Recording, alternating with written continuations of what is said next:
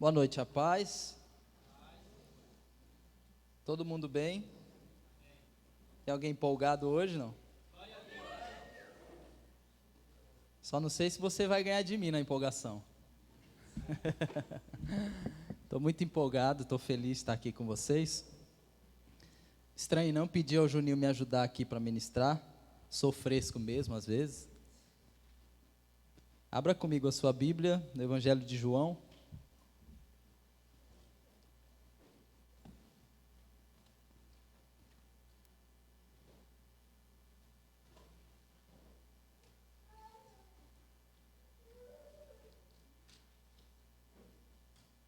Evangelho de João, capítulo 21.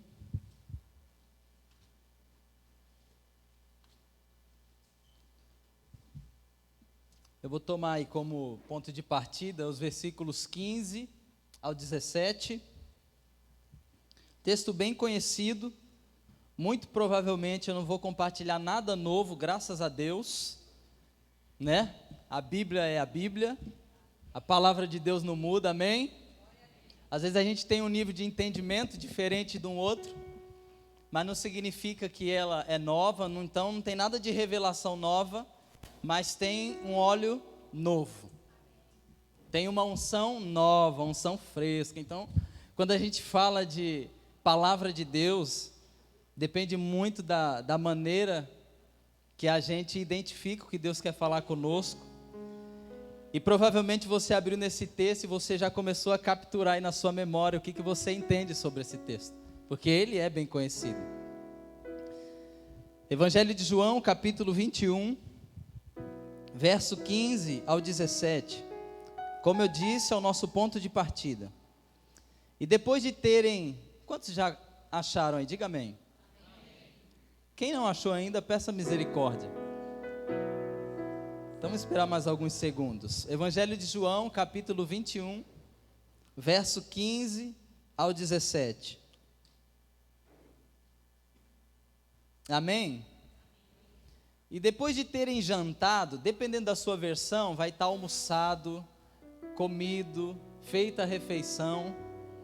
Eu estou lendo aqui na Revista e Corrigida de Almeida. Depois de terem jantado, disse Jesus a Simão Pedro: Simão, filho de Jonas, amas-me mais do que estes? E ele respondeu: Sim, Senhor, tu sabes que eu te amo. Disse-lhe: apacenta os meus cordeiros. Tornou a dizer a segunda vez: Simão, filho de Jonas, amas-me? Disse-lhe: Sim, Senhor, tu sabes que te amo. Disse-lhe então: apacenta as minhas ovelhas. Disse-lhe pela terceira vez: Simão, filho de Jonas, amas-me? Simão então entristeceu-se por lhe ter dito pela terceira vez: amas-me? E disse: Senhor, tu sabes de tudo, tu sabes que eu te amo. Jesus disse-lhe: apacenta as minhas ovelhas.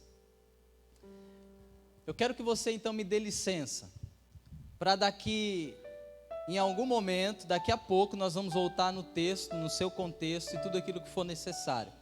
Mas a princípio, fica com esse trecho aí, tenha paciência, pode não fazer muito sentido a maneira que eu vou introduzir, conduzir, mas tenha paciência, segura, que lá no final, você vai entender.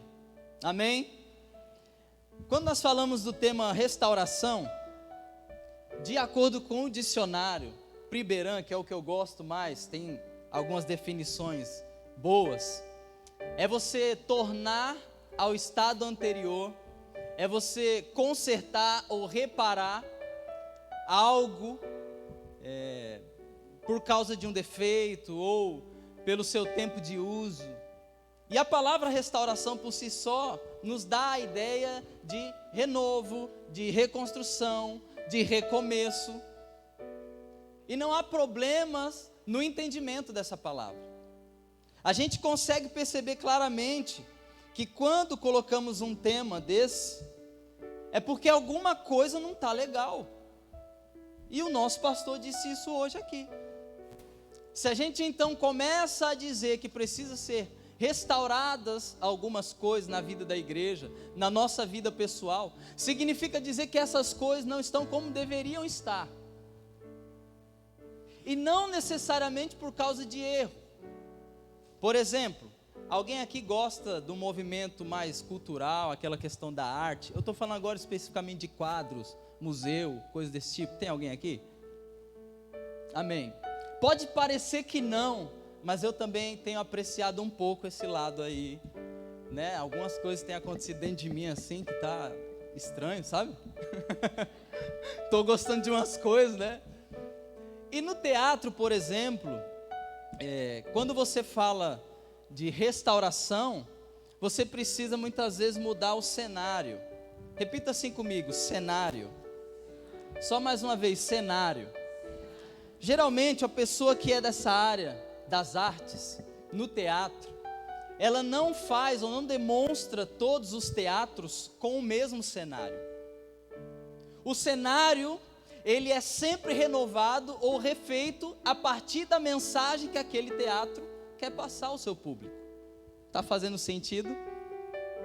Não faz sentido a gente vir pregar sobre restauração com um fundo de unidade aqui, porque a unidade passou, foi o ano passado. Não significa que nós não vamos mais mexer no assunto, mas já é alguma coisa que esteja talvez um pouco mais consolidado na vida da nossa igreja, porque a gente passou um ano falando sobre isso.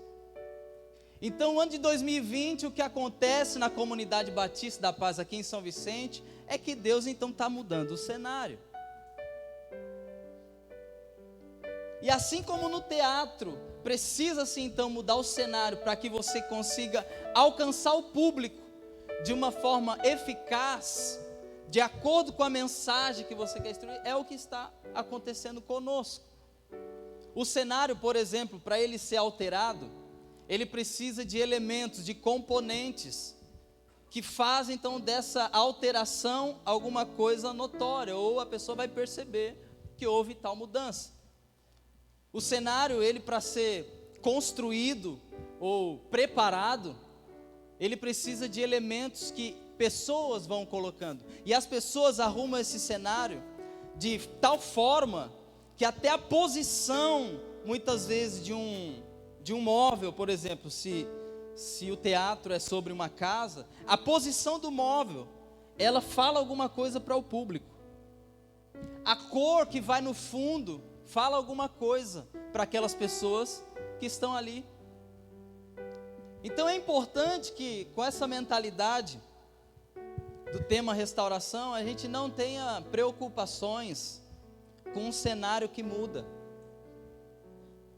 A gente não precisa ficar desconfortável se pessoas movimentam objetos ou elementos que fazem mudar o cenário ou o cotidiano da nossa comunidade. Porque é natural. Tudo muda. O que não muda? A palavra do Senhor não muda. Amém? Você está ainda aqui comigo? E qual é a minha intenção nessa noite? Eu quero desenvolver o meu tema, Restaurando a Vida Devocional, analisando 3 cenários na vida de Pedro. E quais são esses 3 cenários que eu quero analisar com você de uma forma básica? O cenário da afirmação, o cenário da negação e o cenário da restauração da vida de Pedro. Certamente eu vou me atentar e gastar um pouco de tempo, ou um tempo maior, no cenário da restauração, porque é o nosso tema. Mas até chegar lá, eu preciso construir alguma coisa com você. Eu preciso, de alguma maneira, fazer com que você perceba como é que Pedro chegou no texto que nós lemos. E se você quiser acompanhar, não precisa ler, só para a gente ganhar tempo. O cenário da afirmação de Pedro, eu escolhi Mateus 26, do 17 ao 35, para explorar. É aquela afirmação que muitos de nós ainda hoje fazemos. Senhor Jesus, eu vou contigo até o fim. Senhor Jesus, podem todos te abandonar, eu todavia, porém, jamais te abandonarei. E sabe que cenário que Pedro se encontrava quando ele fez essa afirmação? Era um período de festa, era a festa da Páscoa. Obrigado. Então, em meio às festas, que naquele período, naquele tempo era cultural, as pessoas então se reuniam para os seus rituais religiosos, elas se reuniam para as suas demandas, e dentro do contexto deles, da maneira deles, na forma deles, eles festejavam, eles cumpriam aquilo que a lei ou o ritual pedia, mas não deixava de ser um momento festivo. Então o cenário em que Pedro afirma: Jesus, eu vou contigo, eu estou até o final, é um cenário de festa. Um outro elemento desse cenário da afirmação de Pedro é que ele estava junto com os discípulos. Pedro, ele não estava com pessoas desconhecidas, o próprio mestre estava com ele. Ele caminhou pelo menos 3 anos e meio com esses discípulos, com Jesus, viu milagres, maravilha. Ele estava confiante, ele sabia com quem ele andava. Então, dentro desse cenário, numa festa, num ambiente de festa, com os discípulos, com seus irmãos, com o seu mestre, empolgado ele estava: eu vou contigo, eu vou, nem que seja preciso eu morrer. Sabe o que mais que tinha nesse cenário da afirmação de Pedro? Eles estavam à mesa em comunhão, que envolve essa festa. Pedro, ele faz uma afirmação corajosa, e a gente sabe pelo contexto que estava carregada de autoconfiança. A gente sabe porque tantas vezes a gente já ouviu mensagem sobre esse texto, que Pedro, ele sempre foi mais espivitado, precipitado, intenso, e isso aqui sou eu que estou falando agora, é como se ele quisesse provar para todo mundo: eu sou mais crente que todo mundo aqui. Mas olha o cenário que o Pedro estava tudo favorável, estava tudo tranquilo. Aí alguém pode dizer assim: não, mas não estava tão favorável assim, Jesus estava prestes a morrer. Pedro, ele ainda parece que não tinha caído a ficha dele, tanto é que quando Jesus fala de sua morte, ele fala: que isso? Você não vai passar por isso não. E aí então Jesus chama a atenção dele, né, e fala: arreda Satanás. A gente precisa capturar o que passava na mente e no coração de Pedro. Pedro, até aquele momento, ao meu modo de ver, ele ainda não tinha entendido, é meio como: eu não acredito que Jesus vai morrer. Então quando ele diz assim: eu vou contigo até o final, ele está dizendo o seguinte: não, nós vamos ficar vivinho. Então nesse cenário, quando tudo está favorável, existia lá o cenáculo todo mobiliado, ele faz essa afirmação, cheia de autoconfiança. Eu aprendo uma coisa: quando as coisas estão funcionando maravilhosamente bem, quando tudo está caminhando como deve se caminhar, a gente começa a erguer a mão, o dedo e dizer assim: nós vamos para cima. Na nossa comunidade, muitas vezes tem sido assim. Quando o ambiente está favorável, quando o cenário está um cenário preparado para as conquistas, a gente começa a arregaçar a manga e dizer: agora é nós vamos até o final. Agora nós vamos romper, agora nós vamos avançar, e nós vamos ganhar essa cidade para Jesus. O mestre está do lado, o discipulado está funcionando, está todo mundo, a maioria, empolgado, e a gente começa com a nossa autoconfiança a dizer: nós vamos, agora nós vamos, porque está tudo favorável. Só que aí Jesus então avisa Pedro: Pedro, cuidado. É como se Jesus estivesse falando assim: não vai por aí, porque eu sei como que vai ser. Você vai me negar, Pedro. E Pedro então, com a sua presunção, ou com essa autoconfiança, por causa desse cenário favorável, diz: não, eu vou até o fim. Mas Jesus sabia. E então nós adentramos agora o cenário da negação. qual é o cenário da negação? Eu escolhi o Evangelho de Lucas 22, do 54 ao 62. Só se você quiser me acompanhar, nós não vamos ler. Vamos só então analisar rapidamente esse cenário da negação. Ali, Jesus então já estava sendo levado, ele é levado para o Sinédrio. Jesus está agora na casa do sumo sacerdote, isso está no versículo 54. E olha o que o texto diz de Pedro, no 54 ainda. Pedro o seguia de longe. Repita assim comigo. No cenário da negação, Pedro seguiu Jesus de longe. Olha que mais que tem aqui nesse cenário da negação. Existia uma fogueira no versículo 55, e Pedro então se assenta entre os criados no pátio para se esquentar. Porque no cenário da negação, ainda assim, ele procura um lugar confortável para estar. Sabe o que acontece conosco muitas vezes? Nós estamos prestes a negar Jesus e ainda assim a gente procura um cantinho confortável para ficar. A gente não quer passar frio. Eu estou prestes a negar, mas eu quero negar bem na foto. Eu não vou passar frio. Nesse cenário, não só fogueira, mas ele estava no meio dos criados. E muitas vezes a gente está no meio de tantas pessoas, prestes a negar a Jesus, depois de uma palavra do próprio Jesus, mas a gente continua sustentando uma utopia. A gente continua sustentando alguma coisa que no final a gente sabe que não vai conseguir bancar o que a gente falou.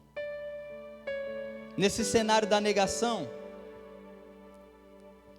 depois então dessa negação, existia um homem lá que era o mestre desse Pedro, chamado Jesus, e ele olha para Pedro. O olhar de Jesus para Pedro, depois desta negação, hein, meu pastor? Deve ter sido o que mais mexeu com Pedro. O olhar de Jesus. O texto diz que Jesus olhou para Pedro. E aí Pedro então chorou amargamente. Sabe o que acontece muitas vezes na nossa comunidade? A gente está diante de um cenário em que a gente sabe que nos sustenta o que diz, mas a gente continua procurando o conforto. A gente já fez afirmações, Deus disse que não ia funcionar do jeito que a gente falou que faria. A gente tenta insistir com uma maneira bacana de viver, de permanecer no nosso cenário, no nosso ambiente, mas daqui um pouco a gente nega, a gente cai, a gente erra. Jesus olha para nós. Dentro desse segundo cenário, eu consigo perceber que a restauração de Pedro só se fez necessária porque ele negou. Quando eu iniciei dizendo que o tema restauração só é necessário porque existem coisas para ser restauradas, Pedro só foi restaurado porque em algum momento ele negou. Em algum momento ele precisou então ter a sua vida reajustada, e Jesus fez isso por Pedro, amém? Quantos acreditam que Jesus pode fazer isso por você, por mim, pela nossa comunidade? Amém? Se a gente tomar a vida devocional no nível que ela de fato é importante para nós, a gente vai perceber que quando a gente se distancia ou nega Jesus pela falta da vida devocional, a gente nada mais, nada menos está deixando o que Deus planejou antes da fundação do mundo para nós. Ouça isso aqui. Efésios 1, 3 e 4 diz que Deus então, depois de ser bendito por ter enviado Jesus, diz que Ele, antes da fundação do mundo, nos elegeu nele, para que nós então sejamos santos e irrepreensíveis na sua presença. A gente só se distancia da nossa vida devocional, da devoção genuína, quando a gente não entende que essa relação foi pré-estabelecida antes da fundação do mundo. A gente muitas vezes gosta de olhar a relação com Deus a partir de Adão, porque o próprio Deus vinha na viração do dia se relacionar com ele. E eu tenho descoberto ultimamente que essa relação no Éden era a continuidade daquilo que o próprio Deus tinha estabelecido antes da fundação do mundo. O que o texto diz é que antes da fundação do mundo, Deus nos escolheu nele, nos elegeu nele, para que nós sejamos santos e irrepreensíveis na sua presença. Isso é relacionamento, isso é devoção. Se entendemos então que a devoção, a relação com Deus, ela é estabelecida antes da fundação do mundo, no Éden tem a sua concretização, muito dificilmente a gente se aparta dessa vida devocional, porque Deus ele não olha para mim, para você, depois de criado, depois de formado, depois de materializado. Deus ele olha para mim, para você e nos escolhe nele mesmo, para uma relação diária. Em outras palavras, nós só nos apartamos da relação ou da vida devocional, porque a gente não se atentou para a origem disso. A origem é eterna, não temporal. O que nós estamos querendo fazer aqui nessa noite, pelo Espírito Santo, é fazer você ser provocado a restaurar a sua devoção com Deus, porque isso não é temporal. Se você se aparta de uma vida devocional, você está deixando de desenvolver aquilo que você foi criado desde a eternidade. Ora, Alexandre, mas e o terceiro cenário?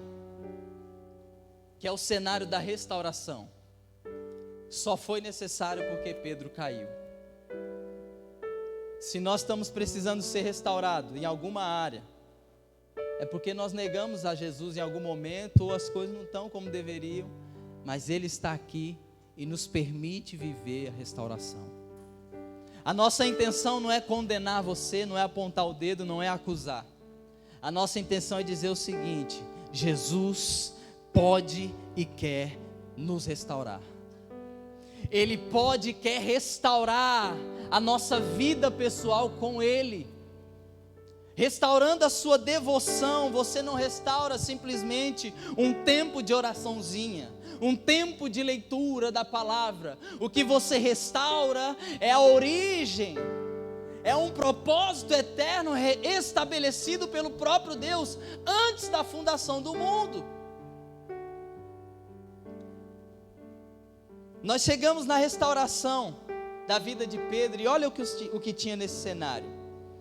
Evangelho de João 21, do 1 ao 19, eu vou ler aí o verso de 1 a 4, olha o cenário da restauração de Pedro, João 21, do 1 ao 4, depois disso, manifestou-se Jesus outra vez aos discípulos, junto ao mar de Tiberíades, e manifestou-se assim, estavam juntos Simão Pedro e Tomé, chamado Dídimo, e Natanael, que era de Caná da Galileia, e os filhos de Zebedeu, e outros 2 dos seus discípulos.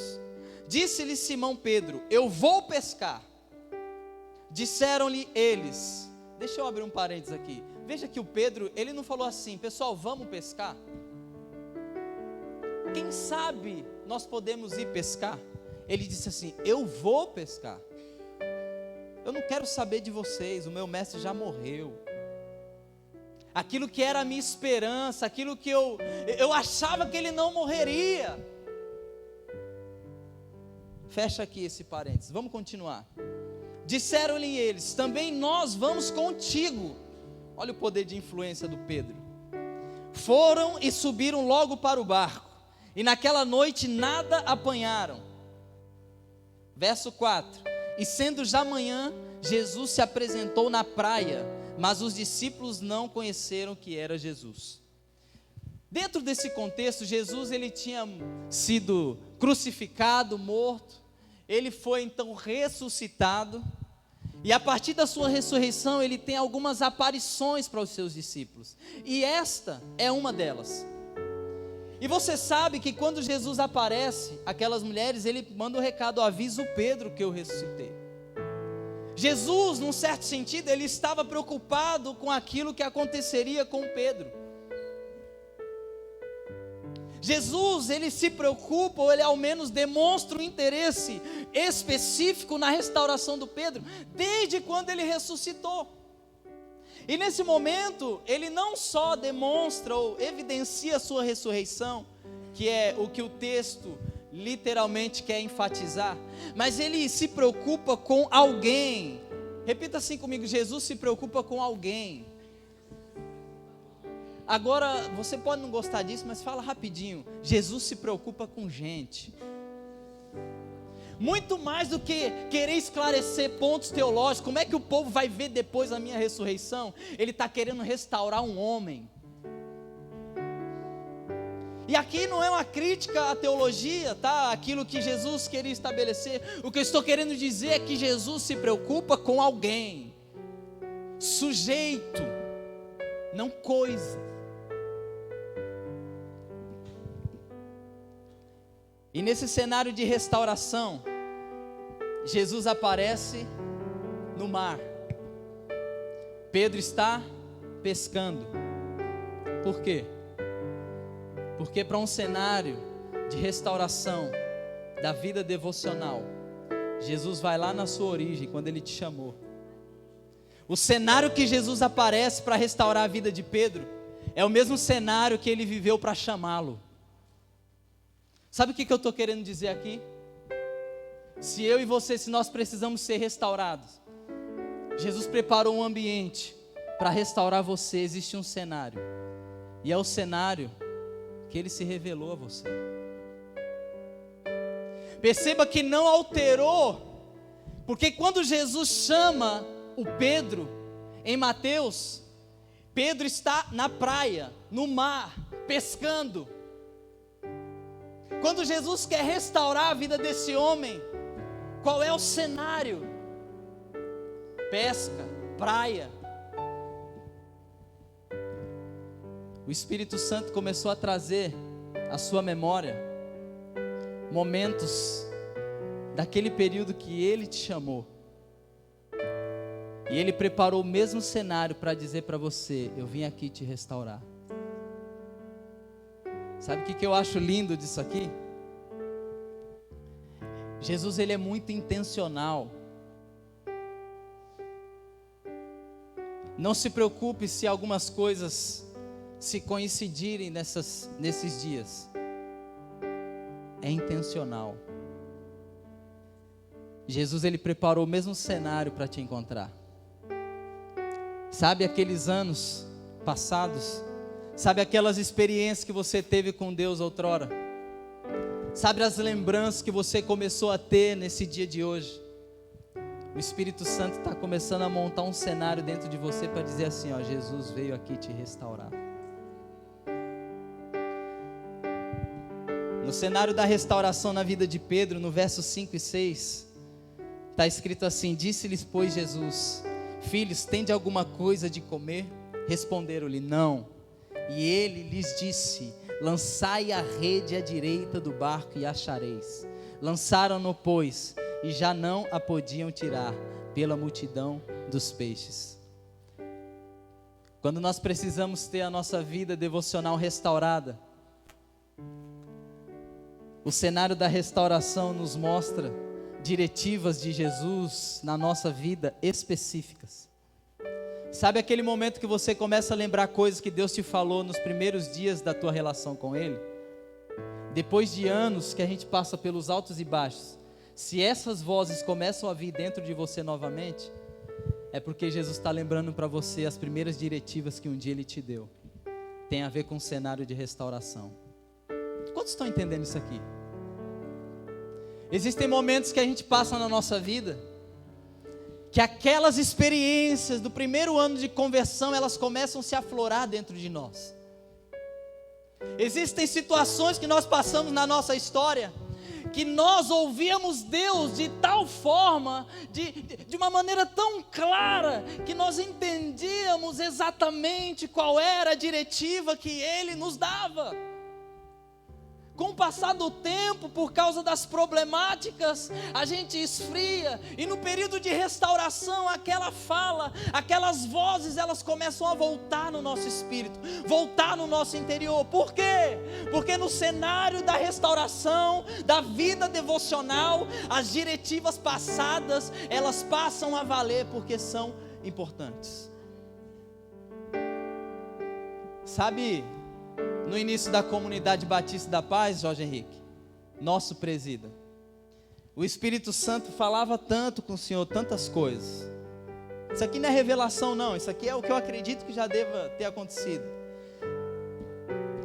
Mas de um tempo para cá, o Espírito Santo começou a lembrar coisas que Ele falou que o Senhor não lembrava até então. Por quê? Porque o que Ele estava fazendo é o seguinte: num cenário de restauração, eu relembro, eu utilizo as mesmas diretivas que eu te dei lá no início. Quando Jesus vem restaurar Pedro e ele fala assim, ó, joga do outro lado, eu fico pensando, se eu tivesse ali naquela pesca, mano, alguém lembrou de alguma coisa? Lembra que isso já tinha acontecido antes? Depois desse momento, João então é o mestre. Porque quando Deus começa a trazer as diretivas dos primeiros dias ao nosso espírito, a gente começa a ter a percepção profética de que Ele está se movimentando por perto.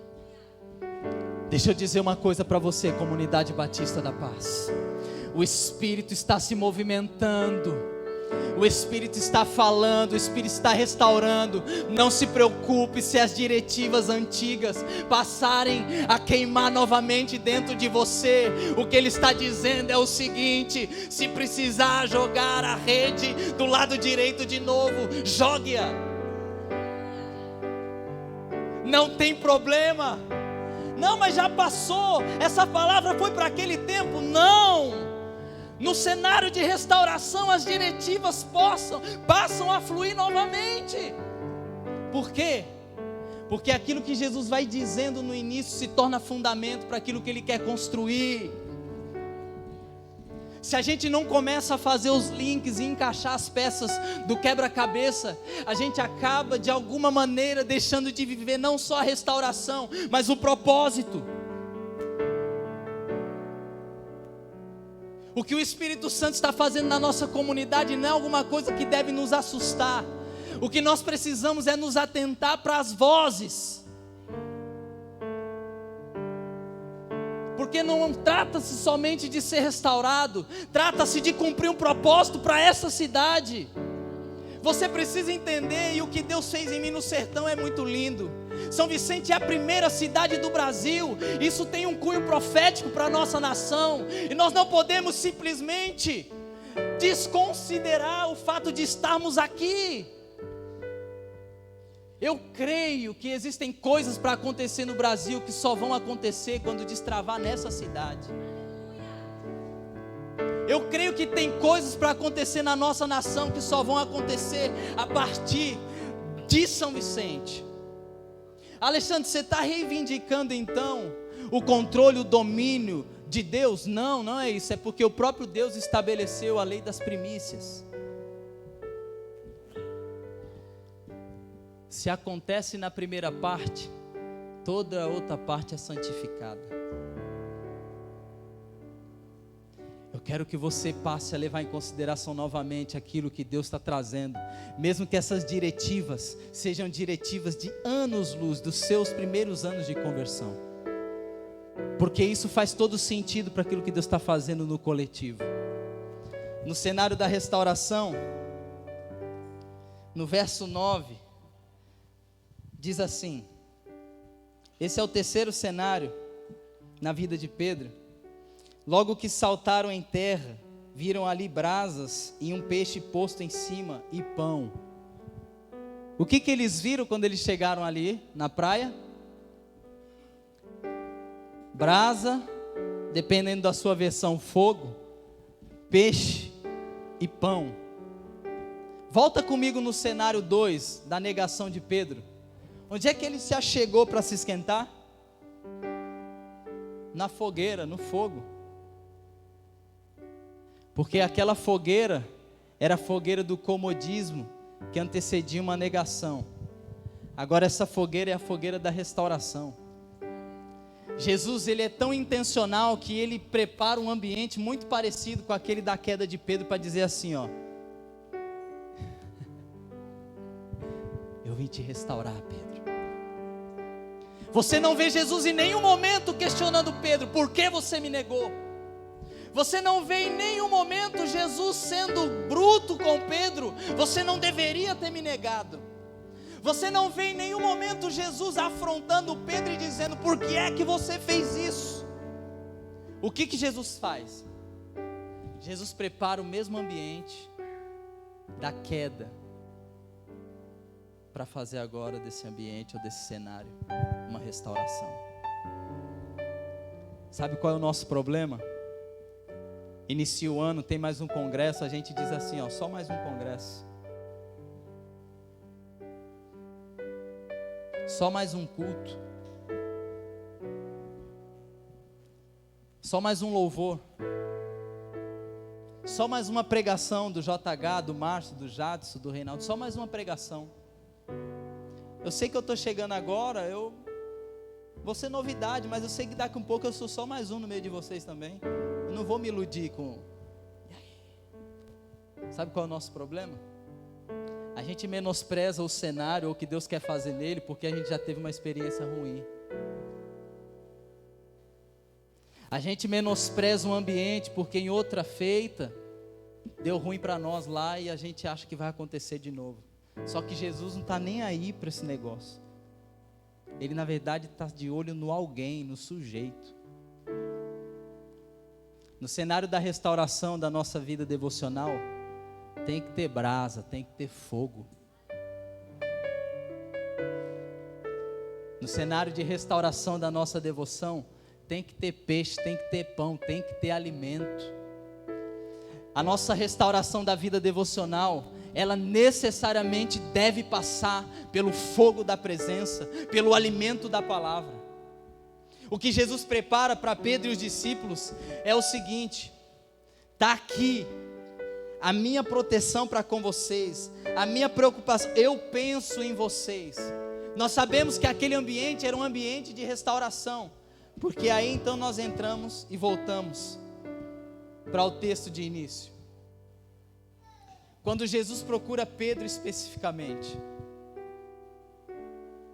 Jesus chega diante de Pedro e diz assim: tu me amas mais do que esses outros?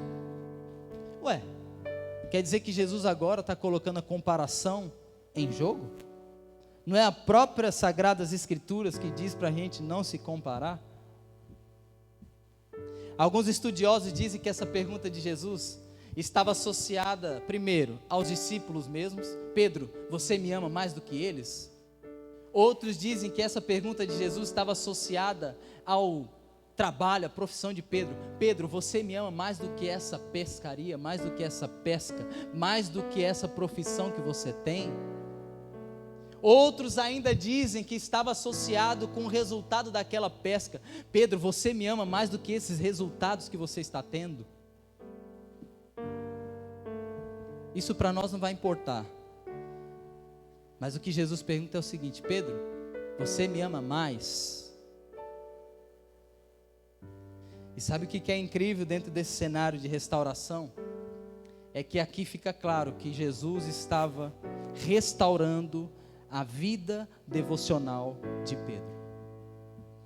Quando Jesus pergunta: Pedro, você me ama? Jesus está mexendo no primeiro, principal, maior mandamento. Jesus não chega para Pedro e questiona qualquer coisa mundana, qualquer coisa externa. O questionamento de Jesus para Pedro é o seguinte: Pedro, você me ama? Eu sei, e você sabe, que esse texto, ele tem um trocadilho, um jogo de palavras no seu original. Mas não é nisso que eu quero me deter. O que eu quero que você olhe, presta atenção, é a metodologia, é a maneira, é a forma que Jesus utiliza para restaurar a vida devocional de um homem. Eu não venho falar nada novo. Sabe qual é a metodologia que eu vou usar hoje? Você ama Jesus?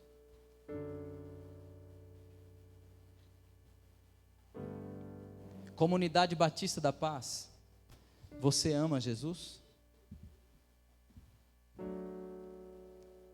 Comunidade Batista da Paz, você ama a Jesus Cristo?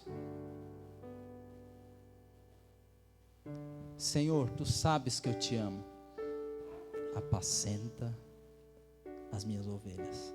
Sabe o que Jesus restaura quando ele diz apacenta as minhas ovelhas? Jesus não só restaura a vida devocional de Pedro, a intimidade, o amor, mas Jesus restaura o apostolado, a missão de Pedro. Porque Jesus não veio aqui só para restaurar a nossa vida devocional, Ele quer restaurar a nossa missão como igreja, a nossa missão como cristãos. Jesus está querendo restaurar o nosso apostolado nessa cidade. Jesus está querendo restaurar o nosso propósito, a nossa missão, a partir da restauração da nossa vida devocional. O que nós não podemos é querer viver uma vida dupla. Aqui nós somos um, lá fora nós somos outro. Nem muito menos viver bambo ou penso. Ou eu trabalho demais e tenho o apostolado, a missão restaurada, ou eu fico demais trancado no secreto, no quarto, a vida inteira, sem ganhar almas, sem falar de Jesus. Nós precisamos então caminhar como igreja numa vida restaurada, na devoção, no trabalho, na missão, no propósito. Por quê? Porque o que Deus quer restaurar em essência é o que Ele provocou na origem, antes da fundação do mundo. A nossa vida não pode ser fundamentada nos cenários que nós vivemos. Nós não podemos, como igreja, levar a nossa trajetória de acordo com o momento que nós estamos vivendo. Se o cenário é favorável, eu vou até a morte. Se o nosso líder ou o nosso mestre está preso, eu já procuro um lugar para me acomodar, mesmo sabendo que eu vou negar. Sabe por que eu faço isso, pastor Alexandre? É porque eu sei que tem um fogo, um pão e um peixe por Jesus para me restaurar depois. Toma cuidado com a graça barata. Será que vez após vez Deus vai ter que ficar apontando o dedo na minha cara e na sua e dizer: e aí, vamos para cima, vamos cumprir o que eu falei que você vai viver? Será que vez após vez Deus vai ter que mandar um ano de restauração na nossa comunidade? Será que vez após vez é ano de unidade, é ano de restauração, é ano disso? Quando então vai ser o ano da conquista, do envio, que nós vamos para cima, vamos cumprir o propósito e tudo aquilo que Ele tem para nós? Alexandre, é problema a unidade? Não. É problema a restauração? Não. Mas quando é que vai ser o ano do pé no peito? Quando é que nós vamos então para cima e vamos tocar o terror nessa cidade aqui? Quando é? Vocês acham o quê? Que depende do JH? Não, depende do Reinaldo, é o Jorge. Não. Porque a gente fica muitas vezes querendo arrumar aqui pessoas para a gente centralizar o problema. Aí a gente centraliza o problema na vida do líder, na vida do outro, na vida do fulano, e a gente vai ficando assim. Vou pescar. Já neguei. Os líderes têm responsabilidade numa comunidade, sim ou não? Acho que tem. Foi Deus quem estabeleceu. A comunidade tem responsabilidade no cumprimento do propósito dessa comunidade? Então vamos parar. Fica com muita meninice a gente às vezes. É o fulano, é o Beltrano. Jesus está aqui para nos restaurar, para a gente ir para essa cidade, para a gente começar a viver o que Ele disse há anos atrás. Alexandre, quer dizer então que a gente não está vivendo nada? Não, não é isso que eu estou dizendo. Nós estamos vivendo muito daquilo que as profecias já falaram a nosso respeito. Muitas coisas já têm acontecido. Eu reconheço o que Deus está fazendo. O que eu estou querendo dizer aqui não é desconsiderar o que está sendo feito, mas eu vou falar do meu coração. Você pode ter muitos anos aqui, mas eu tenho um pouquinho já também. Desde 2007 eu estou aqui. A gente poderia estar mais longe. Tem alguém que, ou só eu que penso assim? Deixa eu ver quem tem coragem de levantar a mão agora, que vai, olha, tira a foto aí, pastor. Será que a gente não poderia estar mais longe? Do que você está falando, Alexandre?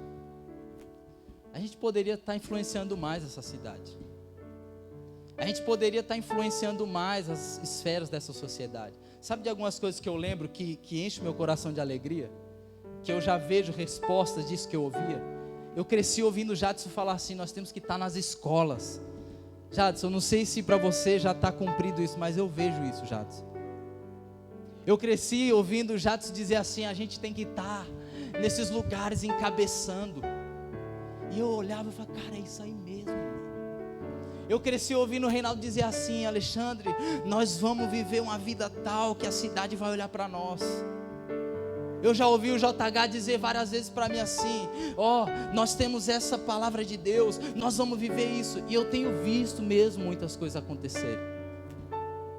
Mas dentro de mim eu fico com aquela sensação: dava para estar mais longe.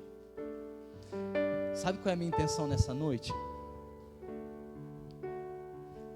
Eu estou aqui porque Deus, por intermédio dos nossos líderes, me pediram para falar sobre restauração da vida devocional. E eu entendo, eu creio que é isso mesmo que Deus quer fazer hoje. Mas a gente não pode ser restaurado na nossa vida devocional para daqui a um ano ter que ser restaurado de novo.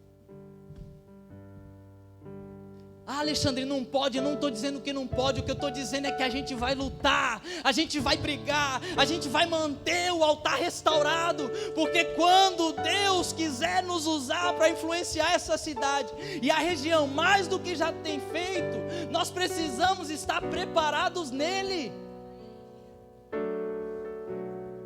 Não dá para ser restaurado vez após vez na mesma coisa.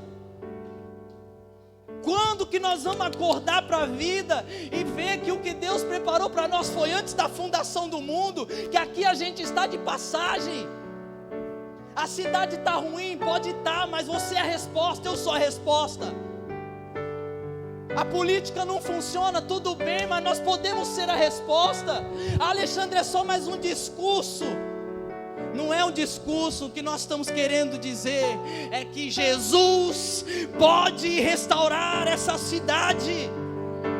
Jesus pode mudar a história da nossa cidade. Mas isso começa na minha vida devocional, na sua vida devocional. Se alcança e se estende para o apostolado, para o apostólico, para o envio, para o cumprimento do propósito.